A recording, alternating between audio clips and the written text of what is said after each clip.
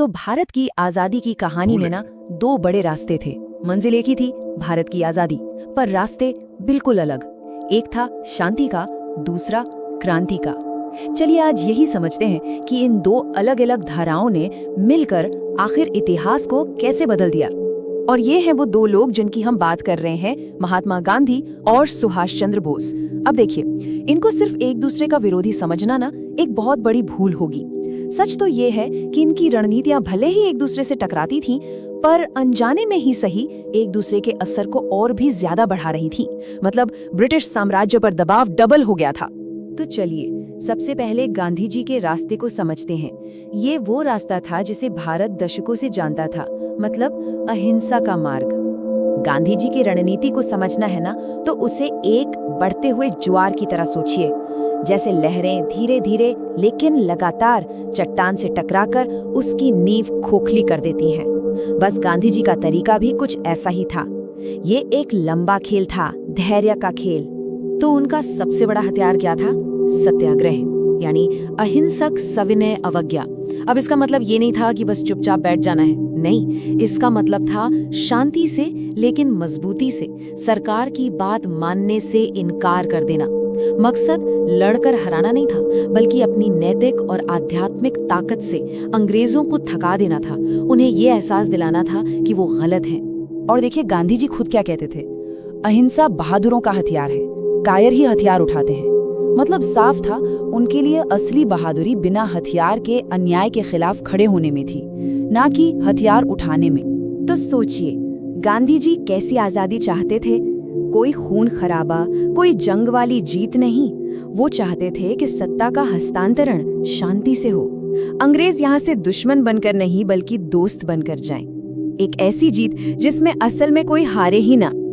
लेकिन कहानी में एक और नजरिया था, एक ऐसा रास्ता है जो गांधी जी के दर्शन को सीधी चुनौती दे रहा था।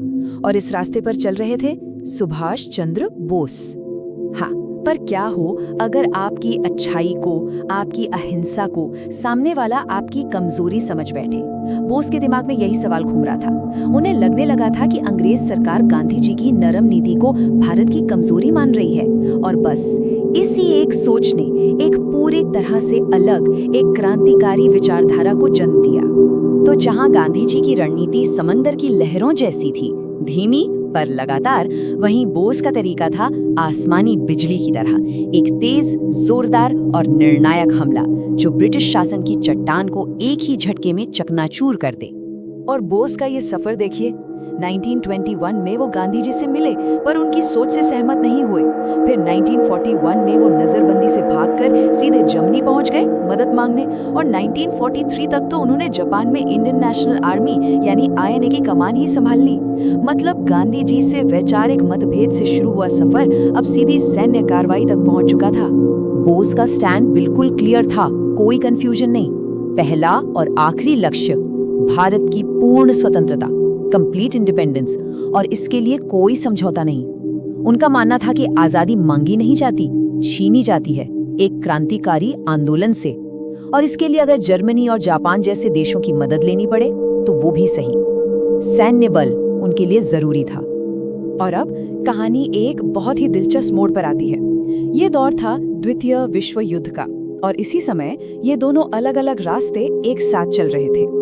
सोचिए, ब्रिटिश राज पर एक ही वक्त में दो अलग अलग दिशाओं से हमला हो रहा था। ये टेबल देखिए, ये सब कुछ एकदम साफ कर देती है।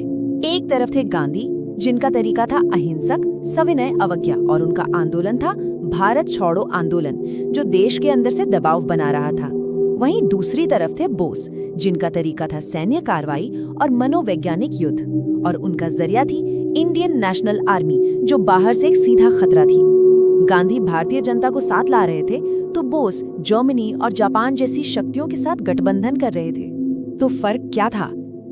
गांधी जी जमीनी स्तर पर काम कर रहे थे, मतलब लाखों करोड़ों नागरिकों को एक साथ लाकर असहयोग और विरोध के जरिए भारत पर शासन करना मुश्किल बल्कि नामुमकिन बना रहे थे।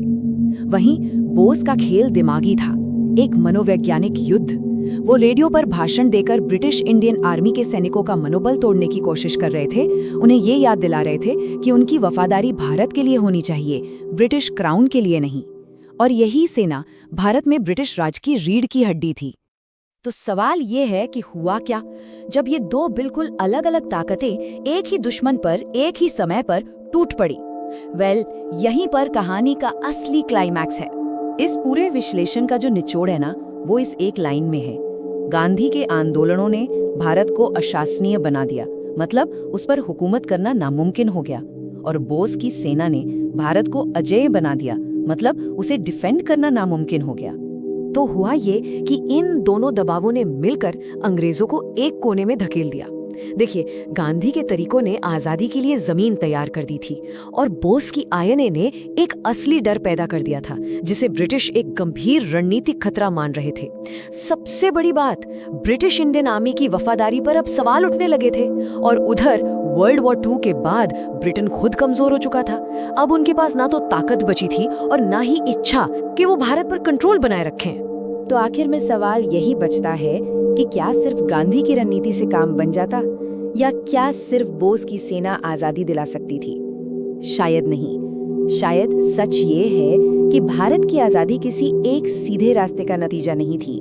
ये तो इन दो बिल्कुल विपरीत ताकतों के अनजाने में हुए टकराव का नतीजा थी, जो हमें सिखाता है कि इतिहास कभी भी सीधी लकीर। लाइक एंड सब्सक्राइब करना ना भूलें।